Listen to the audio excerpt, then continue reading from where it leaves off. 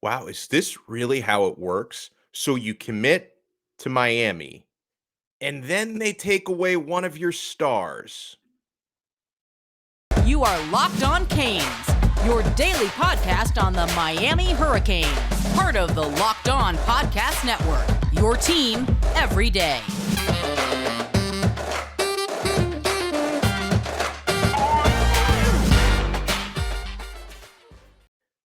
I am Alex Donno, your host. I'm a University of Miami alumnus, longtime South Florida sports radio vet, including pregame and postgame for Miami Hurricanes football. Thank you so much for making Locked On Canes your first listen every day. We are available free wherever you get your podcasts and available free on YouTube. I'd like to thank LinkedIn Jobs for being the official college football recruiting sponsor across the Locked On College Network. LinkedIn Jobs helps you find the candidates you want to talk to faster. Post your job for free at linkedin.com/lockedoncollege. Terms and conditions apply.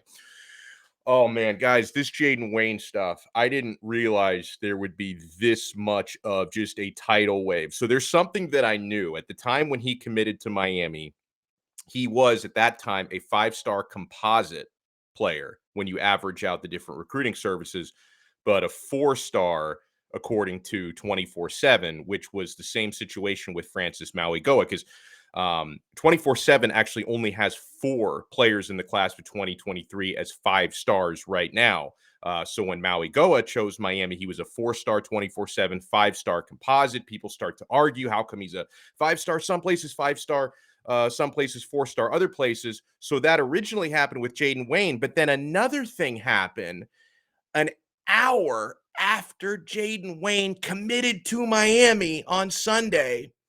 He went from a five-star player, I guess it was Saturday, if I'm being precise, on Saturday, within an hour of his commitment, he went from a five-star player, number 30 overall, according to the 24/7 composite rankings, to a four-star and number 41. Why? Why did this happen? Now, I know why it happened. I'm going to explain it real quick, and then let's move on to some of the backlash. To be honest, with this whole fiasco, 24/7 Sports, they deserve some blame, no question, and I'll explain why, but they definitely deserve less than 50% of the blame here if I'm assigning it.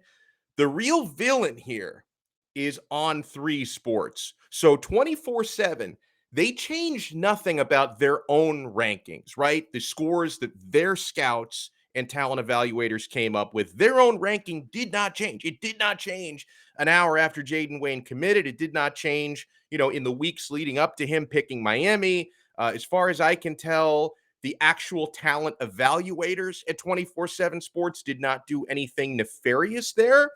They always had Wayne as a four-star because, like I said, they only have 4 5-star players on their entire service at this time.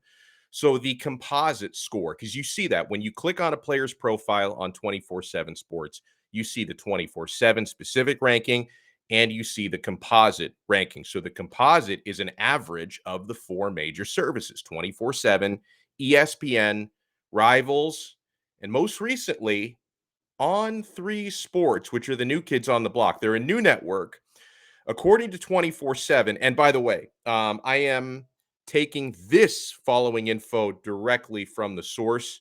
Friend of the show, Gabby Urrutia, who scouts Miami. He's a Miami recruiting analyst from 24/7 Sports, and David Lake. They do the Through the Smoke podcast. They both work for 24/7. They explained what they know about this whole debacle that took place after the Jayden Wayne commitment. So, according to 24/7, when Jayden Wayne transferred from the state of Washington to the state of Florida, he's now at IMG Academy. He just enrolled there. His On3 ranking as part of the composite score didn't transfer properly into the 24/7 database. So this error, the timing of it sucked. This error was noticed right after he committed to Miami, and then they input the data an hour to include the On3 ranking, and then the whole thing went down the toilet, okay? He lost a star because he went from 30 to 41. And if you're outside the top 32 in the composite, you're not a 5-star, right? Only the top 32, according to composite, are given a 5-star label. He loses a star, dropping from 30 to 41. Hurricanes fans, I think rightfully so for the most part. Some of y'all are crazy, but most of y'all are cool. um, they got very angry. Some of you, like you canceled your subscriptions to 24/7 and anybody else. So here's where 24/7 Sports, I believe, does deserve some blame, even though they didn't change their own score. The timing of it is incredibly suspicious and incredibly unfortunate when you happen to notice right after he commits, oh, now let's fix our database. Let's input the on three data, and on three, we'll talk about it severely, I believe, underrates Jayden Wayne. So let's submit the on three data and correct our score. And then, boom, this young man on one of the biggest days of his life, one of the biggest days of his life, because the whole college announcement, for 17-year-old announcing where they're going to be a Division 1, 4, or 5-star guy, was a 5-star guy, announcing where they're going to be playing college football. That is a big moment in this young man's life. He made the announcement on his sister's birthday. He let his sister help him, make the announcement. She's the one who put the Miami hat on. And then you try and ruin this kid's moment by downgrading his stars and getting everybody talking about it on the same day that he makes one of the biggest decisions of his life. That's on 24/7. I don't know why 24/7, why they didn't have the proper data in the first place. I don't think that's been really adequately explained. And then why they decided to update it right after his announcement. I feel bad for Jayden Wayne in this situation. Okay. It's important to note a couple of things, though, that there's people were very unclear on this, and I'll emphasize it again. 24/7 Sports did not change their own ranking of Jayden Wayne. That stayed the same before and after the commit. And I was told that On Three did not change their ranking either. They just always had him incredibly underrated, which is a head scratcher. And do not go after Gabby Urrutia. It's not his fault. He personally did not do anything wrong. And I know that that guy does not have it out for the Canes. He does not have an anti-Miami bias. So I think the big question is, outside of the fact that shame on 24/7 for updating their database at the time that they did and at the way that they did, because the optics were awful. And you want to talk about optics? I saw a lot of people screenshotting this. 24/7, it is a pay for service, but they do offer a lot of free content. They offer free content and paywall content. And they put out a statement on what happened, but the statement was behind a paywall. So it's like, hey, if you want to know why we screwed up Jayden Wayne's ranking, you've got to pay us $1 for the month to read what. That was just a terrible look. Maybe they changed that to a free story, but to say, hey, I know you guys are really mad that you pay for our content and we just really botched this, but now pay us $1 to read why we botched it. Like, the optics of that were horrible. That should have been a free offering from minute one. So, I mean, my question is, should we really be including On Three in composite rankings? First of all, I haven't forgotten from a few weeks ago. This is the very same website, on3.com, that reported fake NIL numbers about Jaden Rashada to make Miami look bad right after he committed to the U. It made the Gator Collective look bad either. I don't mind them looking bad, but fair is fair. If these numbers were made up, it's not fair to them. Like, they reported that Florida Collective offered Jaden Rashada 11 million and Miami offered him 9.5 million. I did digging on that. Those numbers, fantasy land. They're not real. And the damage is already done because, folks, as much as I tell you those numbers are not real, and I know that they're not real, as much as John Ruiz tells you those numbers are real, people still believe it. Like, I have discussions almost daily, and it's not necessarily with Miami fans, but people who root for other college football teams are like, oh, Miami's they're paying $10 million in NIL for quarterbacks. They're out there buying players. They don't care if that report was refuted. Once it's there, it's forever for a lot of these people. So the damage was done there from On Three, trying to make Miami look bad with that bogus report about $9.5 million in NIL.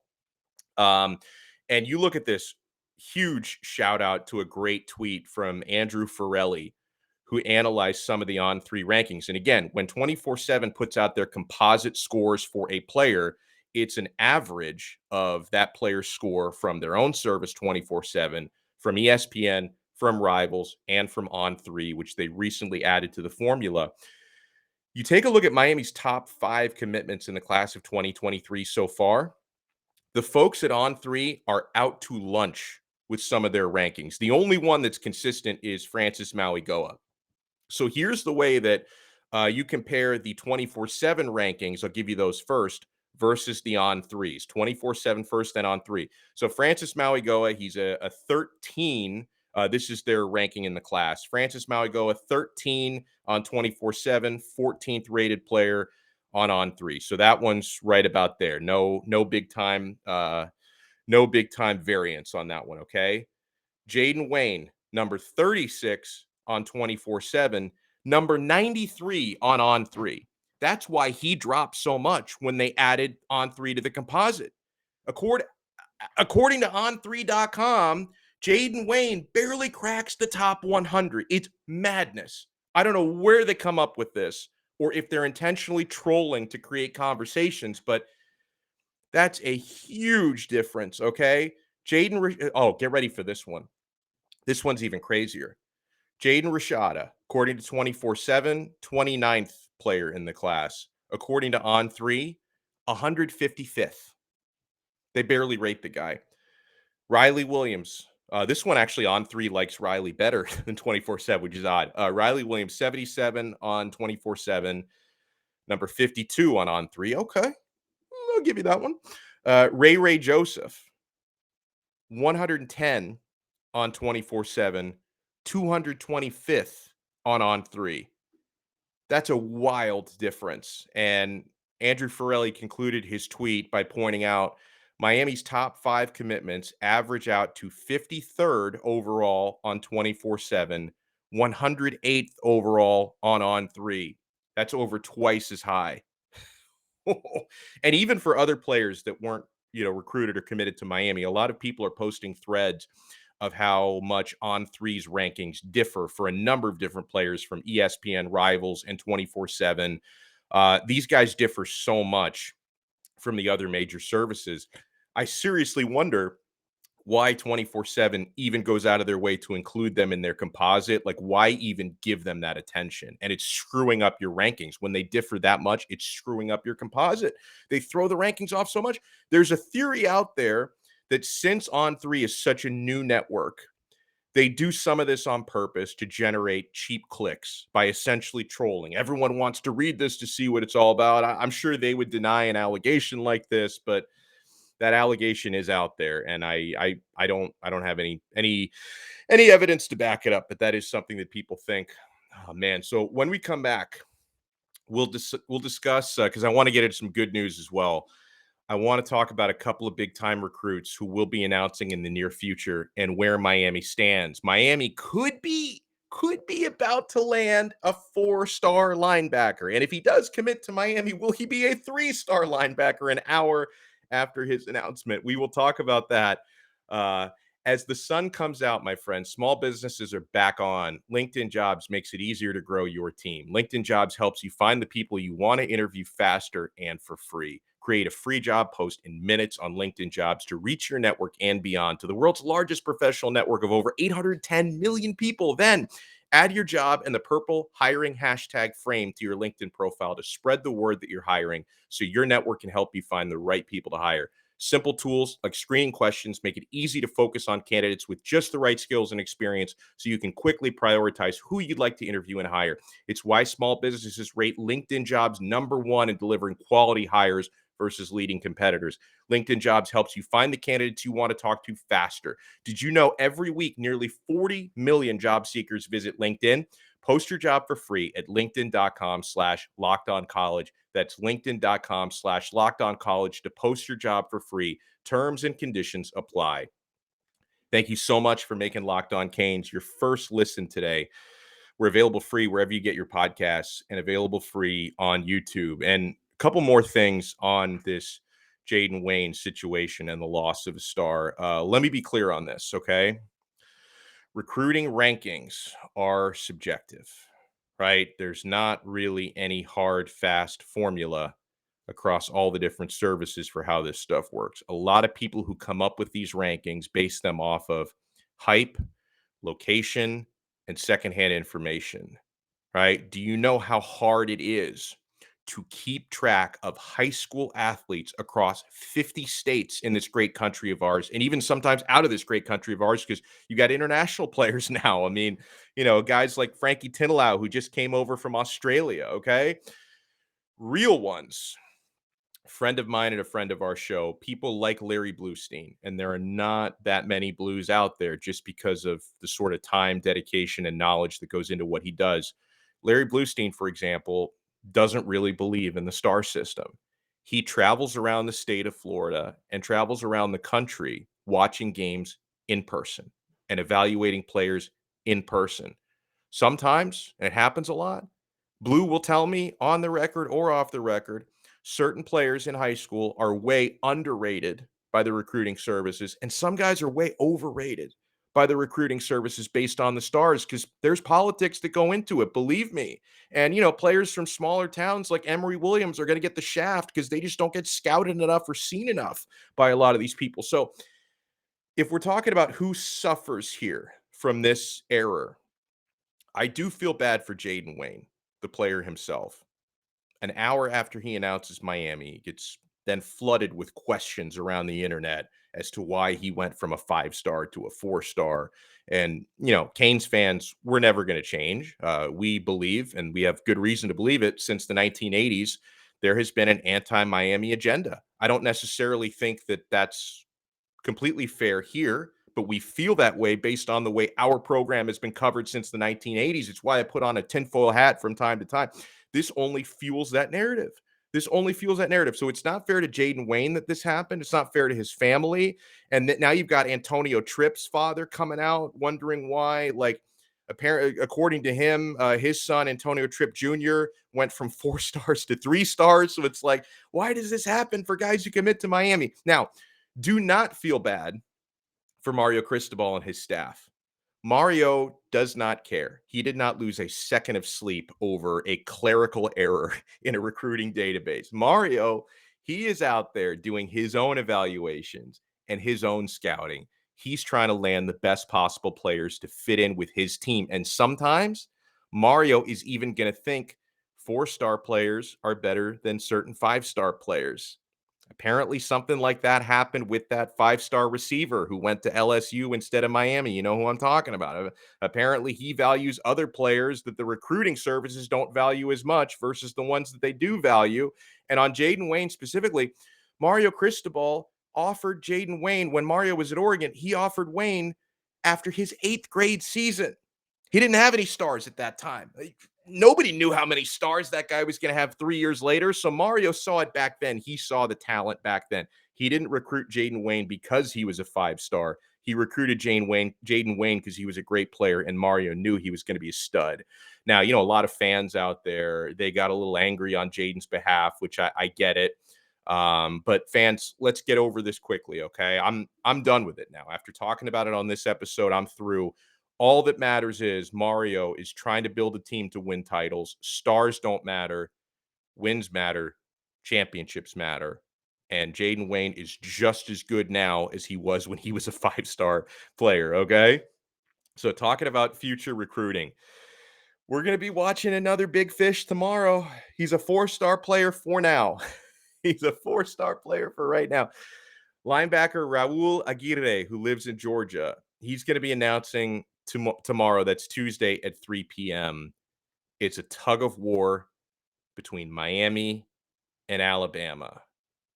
Nobody knows for sure, but I've been told by some of the folks that I speak to that you can feel pretty good about Raul Aguirre. Again, nobody knows for sure. This isn't one of those where I'm going to come out and say, "Yep, he's coming. We got this one locked down." I don't know that for a fact, but there are some factors to consider here. Yeah, he plays in Georgia.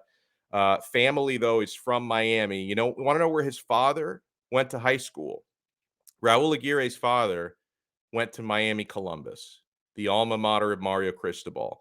I was told that Raul Aguirre Jr., I don't know if his father is senior, but the actual player, Raul Aguirre, that he's got Miami 305 tattooed on his body. So I'm going to take that as a good sign.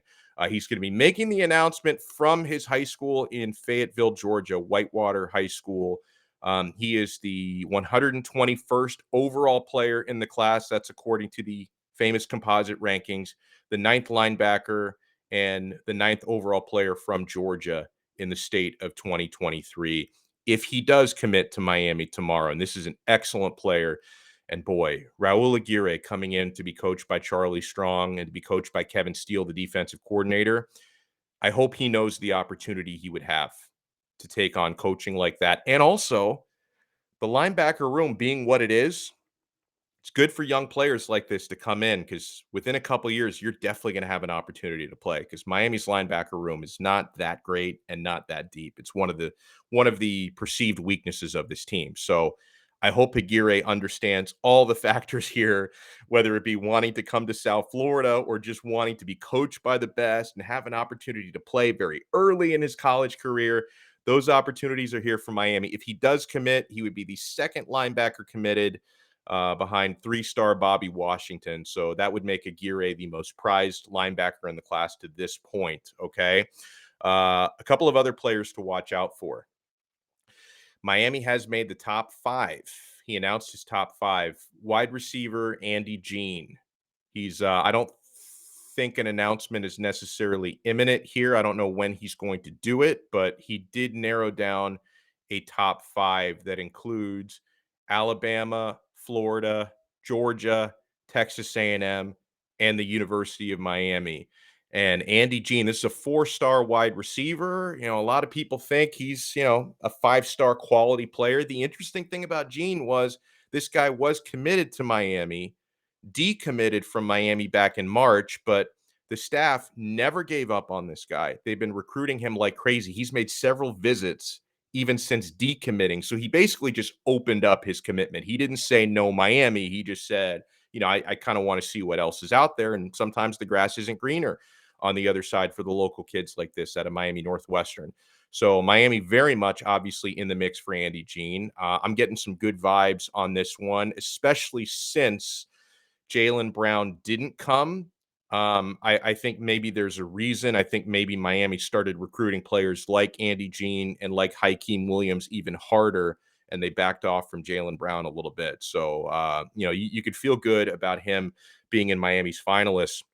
Now, a player who does have an announcement date set, and it's coming up very soon, Jaden Bonsu, the 4-star safety out of New Jersey. Oh, I'm feeling really good about this one, guys. And I'll tell you why. Well, for a number of reasons, because I've been told good things about this behind the scenes for Jaden Bonsu. But how about this one? This just dropped within the last day. Steve Wiltfong, the Grim Reaper. You say this, if you're expecting a player to come to your school and then Steve Wiltfong of 24/7, if he puts in a crystal ball for another school, that's a wrap. This guy's 91.45% on his crystal balls, and he's made over 3,800 of them just in the past year, over 91% on those. He put in a Jaden Bonsu crystal ball for Miami. So that's a really, really good sign. This is one of the best safeties in the class. And I've also, by the way, been told, and I don't think he has a date set yet, but it could be coming very soon. I've been told to feel very good about another 5-star offensive tackle. Miami got the top tackle in the class last week. The third-ranked tackle in the class, Samson Okunlola. I'm hearing some very good vibes that he could end up picking the University of Miami. And the announcement could be coming, within days or weeks. So be on the lookout for that one. Going to answer a couple of questions when we come back. Got some very good questions. You can follow us on Twitter at Locked On Canes. We will follow back. Follow us on Twitter at Locked On Canes. You can also follow my personal at Alex Donno.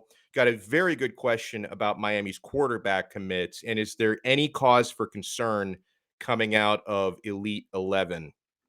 Guys, I want to remind you, our friends at betonline.net, they are the number one source for all your betting needs and sports info. Find all the latest sports developments, league reviews, and news, including Major League Baseball, college football futures. BetOnline is your continued source for all your sporting wagering information, including live betting, esports, and scores. BetOnline.net remains the best spot for all your sports scores, podcasts, and news this season. BetOnline.net is the fastest and easiest way to check in on all your favorite sports and events, including MMA, boxing, and golf. Head to the website today or use your mobile device to learn more about the trends in action. BetOnline, where the game starts. So, a couple questions I wanted to highlight on this episode, and we'll answer more Twitter questions throughout the week, believe me. Kane Gang 305 asked me, do we have anything to be concerned about with the Elite 11 showing by Miami's quarterbacks? Remember, Miami had 2 Elite 11 finalists, which in itself is very good. He said, I know Rashada didn't have his best, and it's nice to have 2, but Emory Williams didn't place. I hope the answer is no. Just want y'all's take. Thanks. Okay, so there were a couple of different rankings that we looked at coming out of Elite 11. You had the 24/7 one, which had, I think they had Rashada ranked 9th, if I'm not mistaken, and they did not have Emory Williams in their top 11. They did say some nice things about them, though. But we also read the Sports Illustrated Elite 11 rankings coming out of the Elite 11 final, which was written by a friend of the show, John Garcia, who I know watched it very intently, was there in person watching it. They had Jaden Rashada actually ranked 11th, but there's kind of a catch to that. But they had Emory Williams ranked 3rd. So, by all accounts, do not be afraid that Emory was not ranked in the top 11 by 24/7, because to anyone who was actually out there, and we've spoken to a few, I was not out there personally, but I've spoken to people who are. Emory Williams was actually a very pleasant surprise out there, that people were not even expecting him to do as well as he did. And then as far as Jaden Rashada goes, here's what hurt Jaden Rashada, because remember, this was a 3-day event, the Elite 11 finals, and there were different skills that you were showcasing each day. Rashada's average got very hurt by the first day. He did not have a good first day. There's several excuses and reasons you could come up for it, which I think are valid. He hadn't really been throwing in the last couple of months because he had been focusing so much on his official visits and recruiting. So he had really cooled down. The Elite 11 also started like a day after those Fugazi NIL reports that I know really got under his skin, because, the On3 report, whether you believe it or not, made it sound like this guy was just selling out for the highest bidders. And that's the way a lot of fans took it, and it got in his head. So he didn't have a very good first day. But what John Garcia told me was, day by day, Rashada got better and better, more comfortable. It's been said that Rashada was the best deep ball thrower in the entire class. There were 20 quarterbacks there at the Elite 11 final. He was the best deep ball thrower, and he did not have a good day 1, which hurt his average, but a very good day 2 and 3. So I was told in no uncertain terms, do not overreact to Rashada's Elite 11 and don't worry about it, right?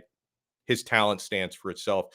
And then with Emory Williams, I take it as a positive, right? So, okay, so 24/7 had him unranked, but they did consider him like a guy who they even admitted, like, we could have put him in our top 11. And then Sports Illustrated thought so highly of the way Emory Williams played at Elite 11, they actually had him in their top 3. So I'm not worried about Rashada, and I actually think that the Emory Williams news was good news, not bad news. Last one I'm going to read here. NJR responded to our recent episode from Saturday, where we asked if the Florida Gators could actually block Miami from joining the SEC. And he says, quote, if Texas A&M couldn't block Texas, it cannot be done. There's a real hate there that all runs deep. And no doubt, Florida alone could not block Miami from joining the SEC. I think 75% of the teams would need to vote Miami in. So you would have, and if I'm wrong on this, correct me, but I think more than 25% would have to rule them out. So it would take more than just Florida. I would just be worried about other schools like Alabama and Georgia and LSU, who love recruiting down in South Florida. They don't want to lose the advantage that they have of saying to South Florida players, hey, if you're thinking of going to Miami, remember, we're in the SEC. We're in the big boy conference. They're in the lowly ACC. So if Miami were to enter the ACC, some of these schools who recruit heavily in the region would lose that particular advantage. So Florida alone could not block Miami from joining the SEC. It would take a bunch of SEC schools to do that.